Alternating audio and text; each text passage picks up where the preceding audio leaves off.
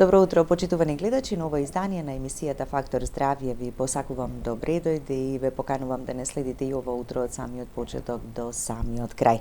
Во последниве години естетската хирургија се почесто станува тема и поле на интереси кај мажите. Интервенции кои бараат специфичен, внимателен и индивидуален пристап, бидејќи машката анатомија, структурата на кожата и естетските цели се значително поинакви од оние кај жените. Во денешното издание на Фактор здравје зборуваме за најчестите естетски корекции кај машката популација. На оваа тема утрово разговараме со професор доктор Смилја Туџарова, специјалист по општа хирургија, субспецијалист по пластична и реконструктивна хирургија од Универзитетската клиника за пластична и реконструктивна хирургија.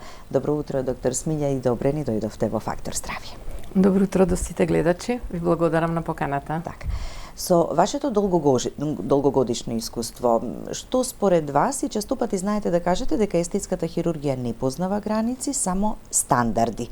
Што е потребно за еден хирург да стане познат, признаен и надвор од границите на својата матична земја, што е и случај со вас?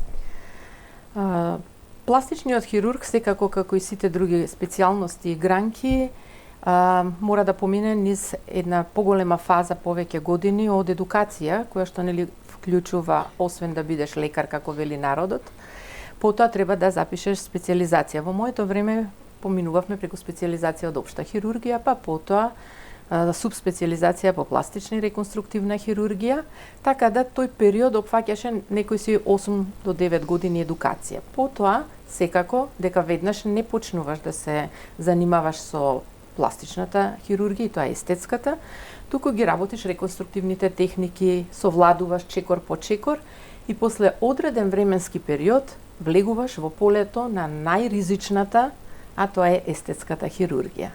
Кога зборуваме за естетската хирургија, секако после кариера од 36 години имам стаж, можам да кажам дека навистина многу ми значеше честа што ми ја дадоа светските асоциации од типот на ИСАП, тоа е International Society of Aesthetic Plastic Surgeon, каде што сум национален секретар, потоа сум ИКОПЛАС, Интернационалната конфедерација за пластични, реконструктивни и естетски хирурзи, каде што сум национален делегат, потоа секако EASAPS, Country Manager сум таму, и Royal Belgium Society of Plastic Surgeon, потоа чест ми беше што ме ставија во бордот во Токио на Интернационалната асоциација за риск и менеджмент на цел свет. Постои една таква асоциација, нели, за дизастер, поплави, пожари, земјотреси, и секако честа е голема кога тие нешта доаѓаат после, нели, извесен период. Во мојата долгогодишна професионална дејност и кариера, исто така сум и на нашето здружение председател на МАПРАС. Потоа можам да кажам дека оволку години едукација и професионална дејност, публикации, дојдов до миг кога нели стануваш референтен да можеш веќе и ти да им правиш ревјуи на трудовите на другите, па во 3 светски журнали исто така сум лице кое што е во едитор борд за ревизија на трудовите. Веројатно ги има уште многу, ама резултатот на вашата, нели, и практична работа и постојаната едукација и надоградување го задржува и квалитетот и довербата кај пациентите, што е и најважното, нели, кога се прават интервенциите. Да, затоа ние велиме од здруженијата дека има место каде што пластичните хирурзи може да се рекламираат, а тоа се конгресите, вебинарите, додека секако TikTok и Instagram профилите, каде што, нели, има многу лица кои што, нели, се појавуваат инцидентно и на тој начин, под наводници велиме, ги прибираат пациентите кај себе, но се знае професионалците си имаат стандарди каде им е местото. кои што мора да се применуваат секогаш. Така. Ќе погледнеме блок реклами, па ќе продолжиме со разговорот да зборуваме за најчестите естетски корекции или естетската хирургија кај мажите. Можеби некој ќе рече чудно, нели жените се само естетската хирургија е најмногу резервирана за жените, ама одлучивме малку нели од еден поинаков агол да зборуваме за сето ова. Ќе продолжиме веднаш по рекламите, останете со нас, почитувани гледачи, и следете не до самиот крај.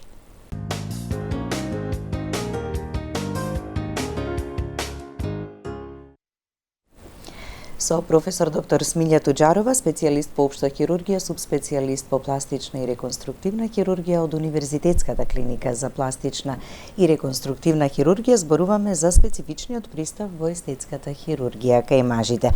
Доктор Смилја, во последниве 20 години или малку и повеќе, многу почесто се зборува, односно и мажите веќе прават естетски корекции кај себе и на лицето и на телото. Има ли разлика меѓу естетската хирургија кај жените и кај мажите, изошто е тоа така? Точно, има разлика помеѓу квалитетот на кожата. Кај мажите малку е како сегинг, побрзо и е тешка кожа. Прокрвеноста во диаметерот на крвните садови, како и распоредот на масните клетки по телото. За мажите кога зборуваме, стигмата за машката убавина, мажественоста, секси пилот кај мажите, може да кажеме дека во последните 20 години веќе не е табу тема. Историјата зборува уште во стариот Египет од 700 години пред нашата ера, казнувањето на војниците одело со ампутација на нос и со ампутација на уво, нели ако сториш нешто лошо. Така да во тоа време се развиле првите реконструктивни чекори на пластичната хирургија, па потоа се допира до Првата светска војна, каде што исто така бројните несреќи кои што се случуваат на деловите од војничкото тело, го натеруваат пластичниот хирург Гилис да ги започне чекорите на реконструкција.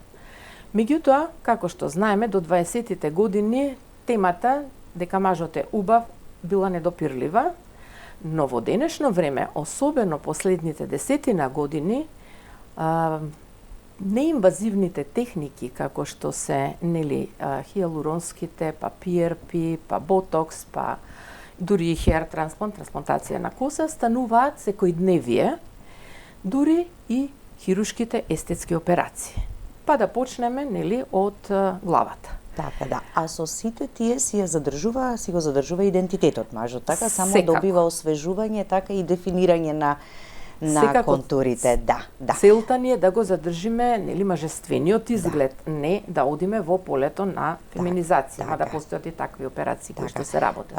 Зошто е важно и што мора да се земе во предвид и добро познавање на анатомијата на машкото нели тело и лицето и градбата за да се направат успешни корекции. Така. Значи, анатомијата се основните принципи на секоја гранка од медицината.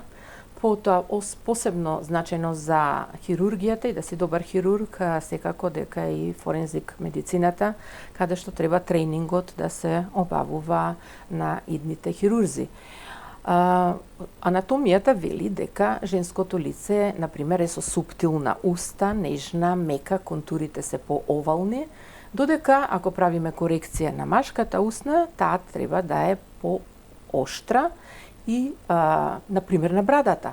Знаеме дека мажите имаат покоцкаста брада, како би кажале ние, а жените овална и малечка. Кога одиме во погледот на аголот, нели, мандибуларниот агол ние стручно го велиме, тој ја дава изостреноста и профилот кај мажот, нели, тоа е знакот дека он има прекрасен атлетски изглед дури и на лицето, помеѓу другото, нели, на телото. Во тој поглед можеме да почнеме, например, со вегите. Процесот на старење прво мора да кажеме може да се коригира. Процесот на старење кај мажи и кај жени започнува на вратот. Меѓутоа, следниот чекор се појавување на борите и брчките во пределот на периорбиталната регија и паѓање на вегите. Во тој случај, значи имаме корекции со подигање на очните капаци, значи се вади дел од масно ткиво, од кожа и на горните и на долните. И тоа е добро позната операција блефаропластика, што може да ја видиме на слайдовите. Потоа корекциите многу барана и многу често изведувана, така и кај жените и кај мажите. Така, со тоа што сега освен блефаропластиката ние користиме и брау-лифт се вика, тоа е хируршки пристап на подигање, хируршко ексцизија на дел од кожата правиме во пределот на вегите и потоа тој рез, како ние кажуваме хируршки, тој станува невидлив, а кај жените може да се направи и тату и на тој начин комплетно да имаме линија. Се освежува изгледот, така, тоа што се постигнува со ова и зошто го бараат да го направат. 5 години помлади, така велиме. Потоа често пациентите се жалат дека носат очила, дека им тежат очните капаци, дека изгледот им е тажен и уморен, но со ова се постигнува еден убав ефект. За разлика кај жените кај што правиме cat-eye или fox-eye, кај мажите сепак ја задржуваме формата да не се толку многу примети. Сепак дозирано, суптилно, така за да се кога работиме ние блефаропластика, велиме ние ги менуваме само рамките на прозорите, а кога правиме корекции со закривување, со закривување на вегите, на аголот на вегите, подигање, во тој случај комплетно се менува горната третина на лицето и изгледот е 5 до 10 години помлад. Кога би се симнале надоле, кон другите естетски процедури, најпознатата е ринопластиката. Таа е карактеристична и за мажи и за жени. И ние на клиниката ја работиме и функционалната, значи корекцијата на септумот, на носната преграда, која што може да биде девијантна, и естетскиот пристап.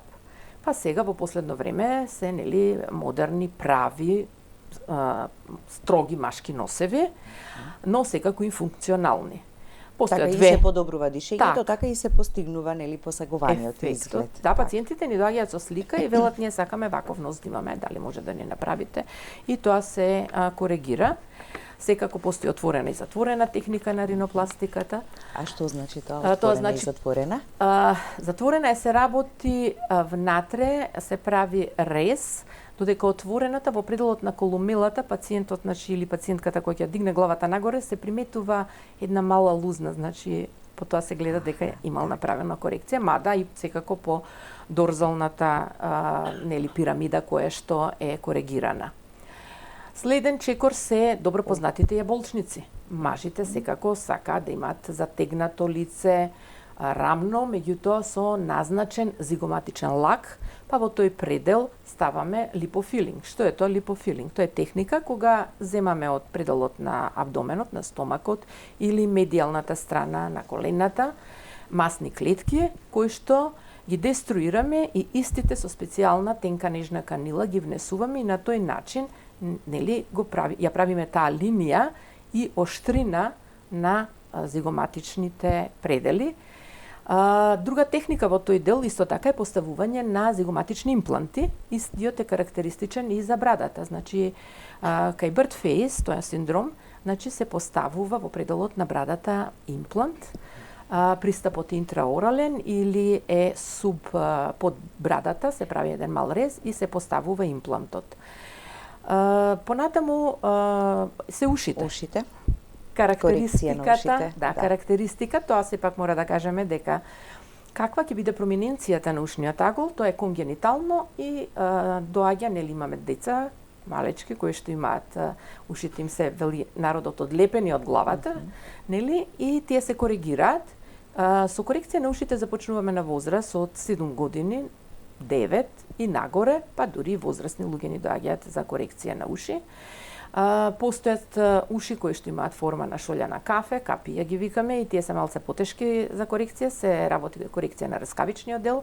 Постојат секако испред трагусот, имаме акцесорен трагус, тие делови се вадат, и постои конгенитална малформација, на самата ушка, каде што отсуствува горниот дел или отсуствува комплетно уво, па и тие реконструкции ги работиме со експандер. Потоа може да земеме раскавичен граф или можеме да земеме имплант силиконски, така правиме естетски пациентот или пациентката утреден да има уво. Така, и тука веројатно самодовербата најбрзо се враќа, така, кај оние кои што веќе имале потреба, така и ја направиле. Интервенцијата, период на опоравување, кај секоја од овие поединечно?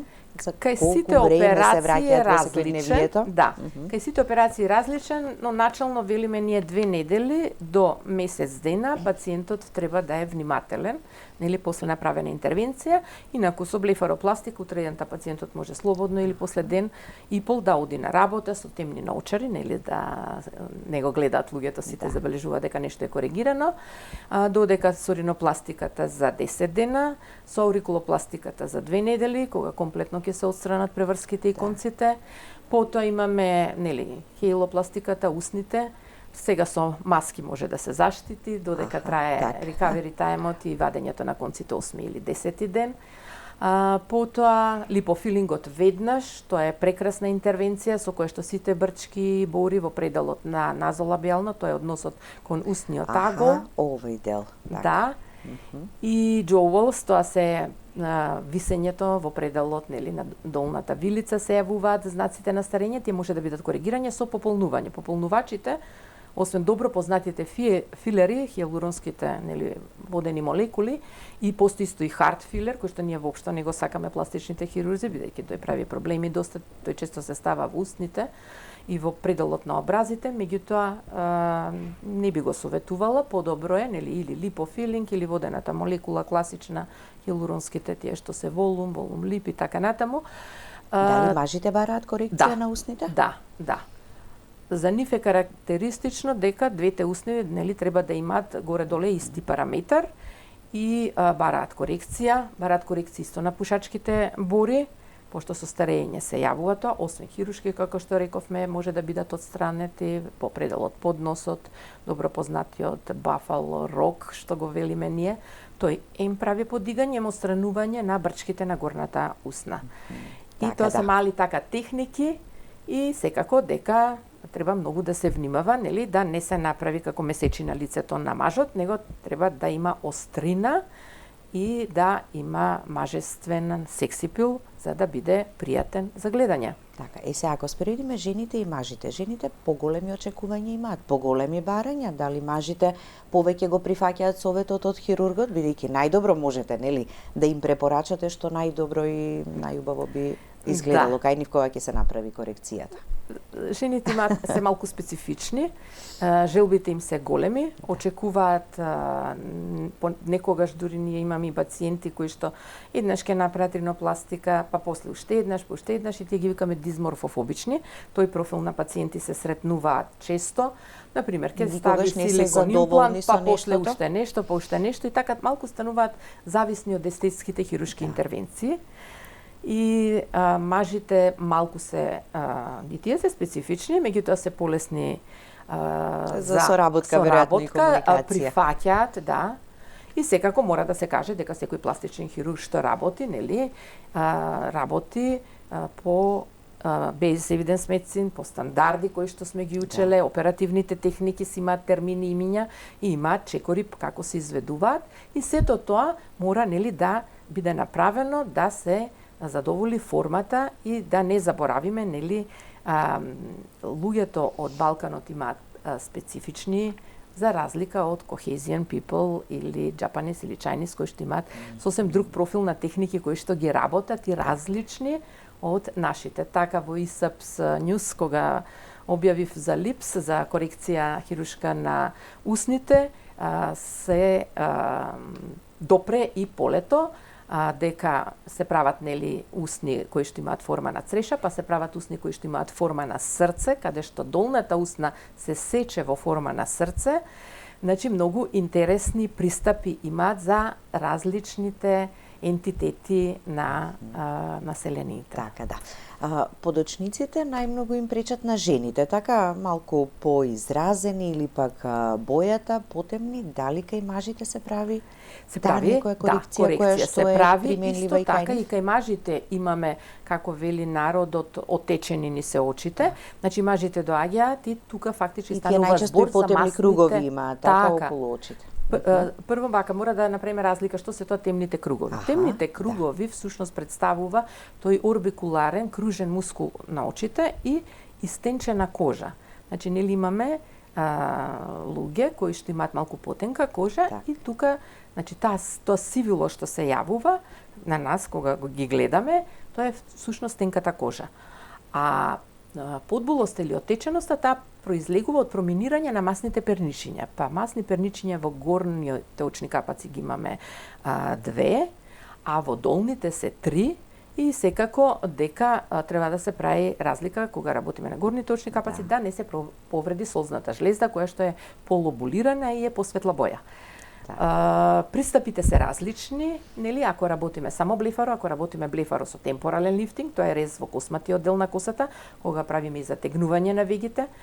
Потоа треба да се внимава и кај мажи работиме фейслифтинг, значи да се внимава пристапот во пределот на, нели, претрагален да резот да биде или на самиот трагус, тоа е во пределот на увото, значи, и после ретроаурикуларниот да не се познава позади кога правиме нек лифтинг или затегање на вратот. Па кога сме кај затегање на вратот, така, да, вратот е првиот знак на старење кај жената. Нешто што најмногу ни пречи. Да, навистина е тоа. Да. Каква е состојбата и ситуацијата кај мажите? И кај мажите исто така се прави нек лифтинг и се прави субмандибуларна инцизиони рез и платизмопластика се прави, значи се шие тој тенок еден мускул на вратот кој што, нели, дакнек или вратна патка се исчезнува.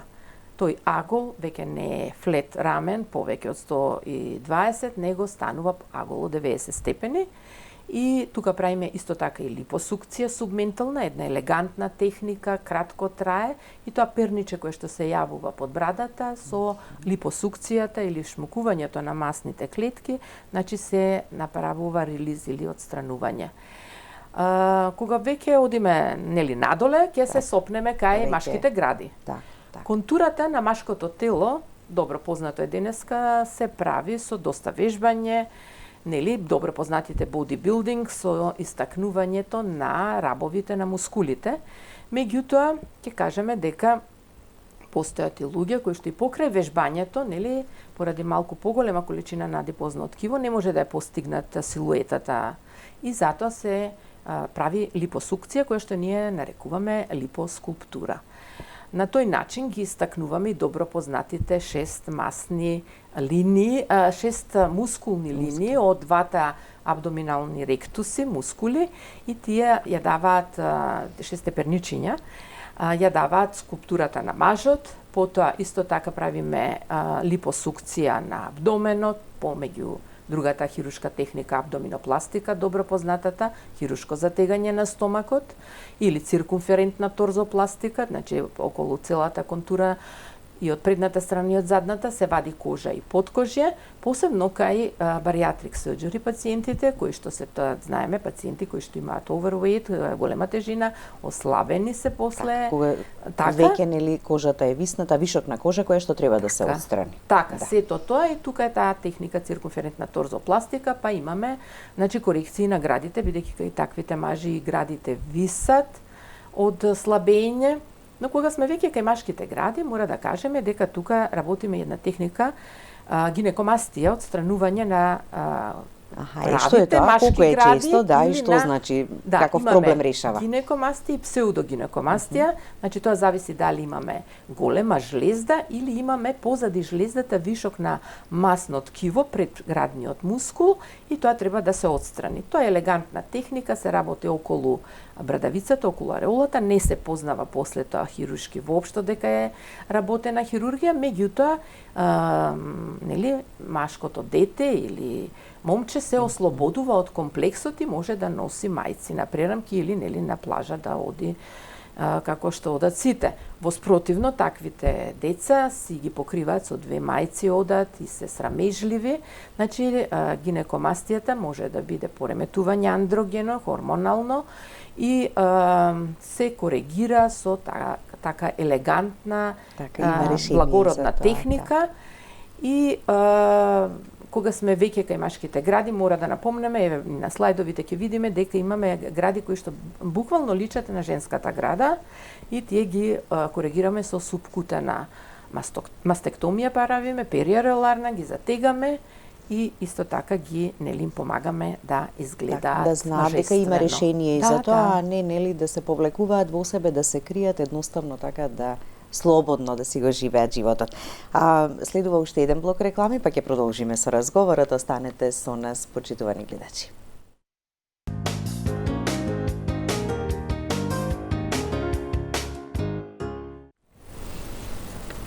Продолжуваме со разговорот. Доктор Смилја, споменавме и липосукцијата, ама таа не во улога на слабење, не заради така отргнување на вишок на килограми, туку едноставно за дефинирање на контурите. А абдоминопластиката е веќе тргањето на оној вишок на кожа кој што е останат после одредена диета или ете како рековте, подврзување на желудникот и ред други начини на намалување на килограмите. Ги споменавте и имплантите на јаболчниците и на брадата, но каде се на друго место импланти може да се стават? Да, значи имплантите се користат во пределот на истакнување на градниот или пекторалниот мускул, кој што ја прави фигурата или силуетата на мажот да биде атрактивен. Потоа се ставаат во пределот над рамењата, делтоиден мускул имаме таму, и се ставаат на двете надлактици, пошто има мажи кои што се особено слаби, кои што немаат истакнат мускулен тонус, и во тој предел исто така ставаме. Но исто така познато е дека и во пределот на нозете, посебно на подколениците од задната страна, се поставуваат импланти, тие се нарекуваат calf implants, и тие исто така ја дефинираат структурата и силуетата на мажот од позади. Но тука мора да спомнеме дека во последно време, последниве неколку години, 5, се доста атрактивни и имплантите во пределот на задницата или buttocks implants, каде што тие може да бидат поставени од силиконски импланти, специјални се за тој дел, или пак на пример од шмуканата масни клетки, масното ткиво од липосукцијата, па се дефинира структурата и на задниот дел на мажот, значи да биде испакнат или форма каква сака да се добие. Што се нуди како можност кај оние кои што можеби не сакаат естетска хирургија да применат? Неинвазивни, кои што ќе го освежат лицето, ќе го одржуваат свеж изгледот и... Да, ние велиме имаме естетска хирургија, естетски хируршки операции, но имаме и козметска хирургија. Козметскиот пристап, тој вклучува, значи, како што рековме, филери, добро познатите кај народот, па ботокс, кој што јас лично особено не го сакам многу, затоа што секои 3 месеци да се подложуваш на нешто кое што ефектот брзо исчезнува, не е убаво. И исто така тука доаѓаат во предвид PRP, Plasma Rich Platelet клетки, и PRF, каде што е со фибриноген, и фибринската мрежа, ние добро знаеме дека е богата со тие регенеративни стем цел клетки. Како и да е, тој профил на разубавување или би го нарекла освежување на лицето, исто така е една од потребите, особено значено во последно време, кое што исто така и мажите го посакуваат и го применуваме. Значи, ги боцкаме со филери, со PRP, PRF, добро познато е дека тоа се става и во пределот на епикраниумот, косматиот дел, кој што со текот на годините, значи челото станува повисоко кај мажите и се губи косата, опаѓа, затоа ова е едно од техниките со кое што може да се малце одложи процесот. Во пресрет на новогодишните празници, некој инстант, брзо решение за разубавување и освежување, овде велиме и кај жените и кај мажите, сега ги ставаме заедно во групата. Постои ли, има ли? Па ете, токму тоа е. И липофилингот, јас би го сугерирала, најелегантен, најубав од сопствени клетки, нема алергии и навистина се добива сето тоа што пациентот ќе дојде, ќе се консултира. Ние сме интересни при консултацијата, цртаме што се може да се добие или да се пополни, правиме една шема по која што работиме и потоа пристапуваме кон реализација на потребното. Па затоа велам дека во естетската хирургија има многу геометрија, има многу математика, Значи сите параметри мора да се земат во предвид, пристапот какове, кај се неуроваскуларните анатомски дело, петелки, така? да не се нарушат и пациентот да го добие посакуваниот резултат. Така да. За време на рекламите ми споминавте дека сега кај жените она што се применува за освежување на раката, бидејќи вратот и рацете некако најмногу ни ги оддаваат годините, така или дека почел природниот нормален тек и процес така на старење. Се прави ли тоа кај мажите? Мора да кажам дека кај жените е многу поприсутно пополнување со хиалурон и со липофилинг на дорзумот, значи од горната страна на раката, шаката, како велиме ние, се пополнува и на вистина бројните брчки исчезнуваат и женската рака си добива една убава, елегантна форма, пошто знаеме дека помеѓу другото, жената и мајка која што работи доста, мажите не пројавиле засега на нашиот простор. Јас не сум запознаена дека некој пројавил потреба за пополнување на брчките на горната страна на шаките. Така да.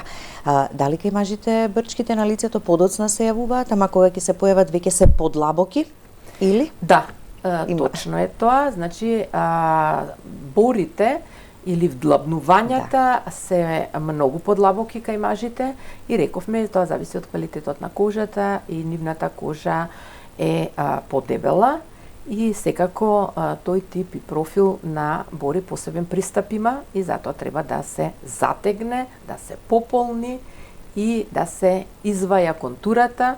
Па кога, например, работиме во пределот на лицето, има повеќе техники, макс лифтинг се прави, па класичниот фейс лифтинг, па потоа се прави брау лифтинг, па темпорален лифтинг, па се прави форхед за тегање на челото, тоа се хируршки процедури кои што придонесуваат за разубавување, за освежување и драстично подмладување на изгледот на лицето.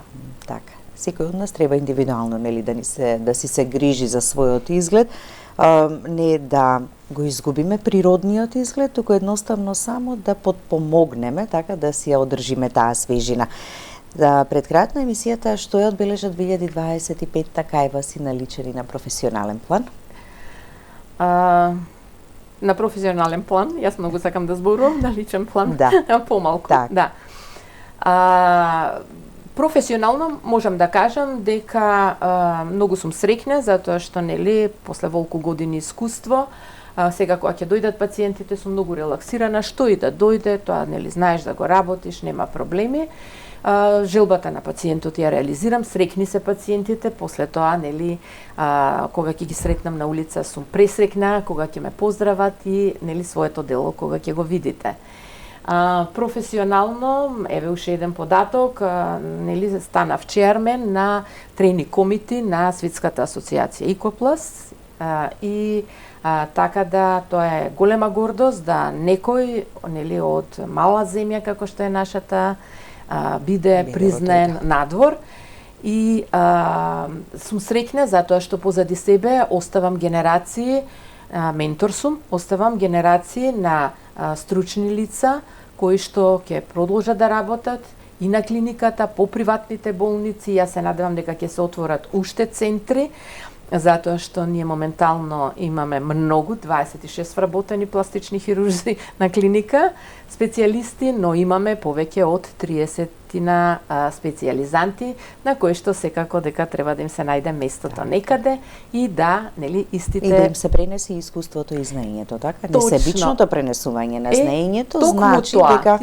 ќе бидете уште погорди понатаму. Се случува, тоа да се пренесе многу убаво. Јас некогаш се шалам со специјализантите мои да може моето знаење од главата да ви го сипам во вашата глава, ја ќе бидам пресреќна за многу кратко време.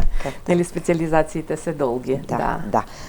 Ви благодарам за гостувањето, ви посакувам се најубаво во новата 2026 година. Ние ќе имаме уште многу прилики да се видиме заедно и да продискутираме на многу интересни теми во рамки на Фактор здравје. Продолжете да ги разубавувате и жените и мажите. Благодарам, среќни празници новогодишни. Да. Благодарности и до вас, почитувани гледачи, за вниманието со кое не следевте. Останете и понатаму со програмата на ТВ24. Ви посакувам убав и пријатен ден. Се гледаме повторно утре, ново издание на Фактор здравје и се разбира во него нова тема.